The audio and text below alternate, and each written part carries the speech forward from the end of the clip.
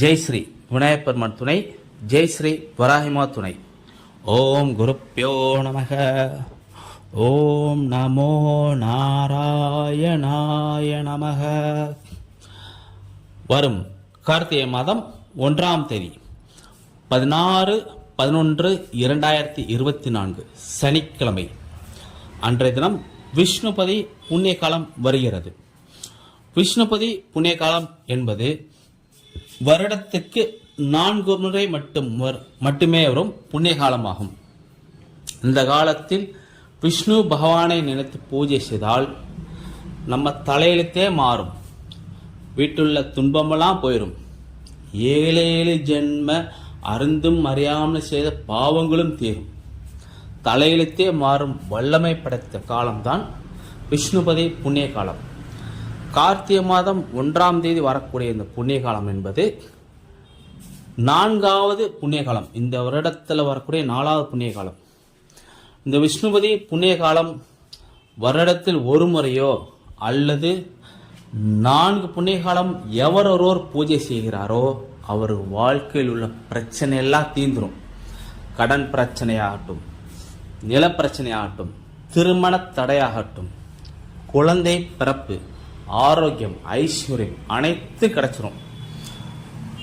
இந்த புண்ணிய காலம் என்பது கார்த்திகை மாதம் 1ஆம் தேதி அதிகாலை 1:30 மணி முதல் காலை 10:30 மணி வரை இந்த குறிப்பிட்ட நேரம்தான் விஷ்ணுபதி புண்ணிய காலம் என்பது.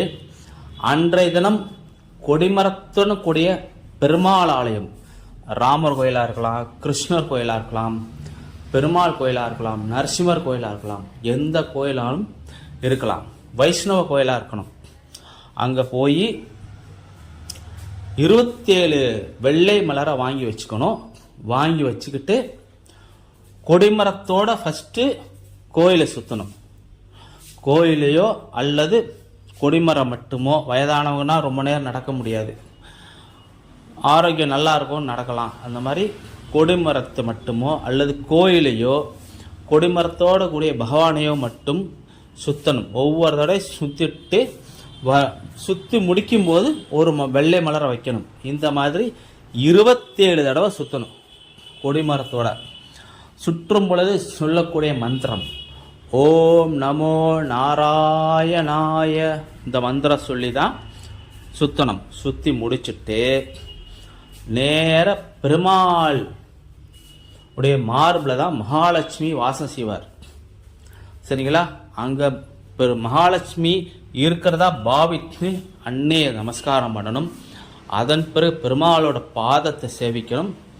பிறகு பெருமாளோட திருமுகத்தை பார்த்து தரிசனம் பண்ணணும். இதுதான் ஐதீகம். பூஜைக்கான ஸ்லோகங்கள் என்னென்ன செய்யணுன்றத நான் வாட்ஸ்அப் குழுவில் போடுறேன். வாட்ஸ்அப் நம்பரும் குழுவிற்கான லிங்க்கும் டிஸ்கிரிப்ஷனில் கொடுக்குறேன். அதை பார்த்து குழுவில் லிங்காய் ஜாயின் பண்ணிக்கோங்க. வாட்ஸ்அப்பில் முழு விவரம் நான் உங்களுக்கு தந்துடுவேன். சரிங்களா? இந்த பதிவை பக்கம் ஒவ்வொருவரும் கமெண்டில் ஓம் நமோ நாராயணா என்ற கமெண்டில் பதிவிடும் பொழுது பகவானோட அனுகிரகம் கிடைக்கும். இந்த பூஜை செய்வதற்காக எந்தவித தடையும் இல்லாமல் நீங்கள் செய்து முடிப்பீர்கள். சரிங்களா?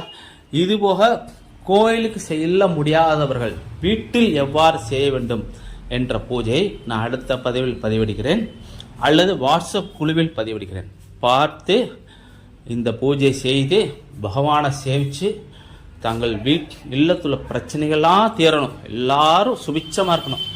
சுபிட்சமாக இருந்து அனைவரும் வாழ்க வளமுடன், பகவானோட அனுகிரகம் ஆசீர்வாதம் பெற்று வாழ்க வளமுடன். பரமக்குடியிலிருந்து ஸ்ரீ வராகி மைந்தன் மணிகண்டன். வணக்கம்.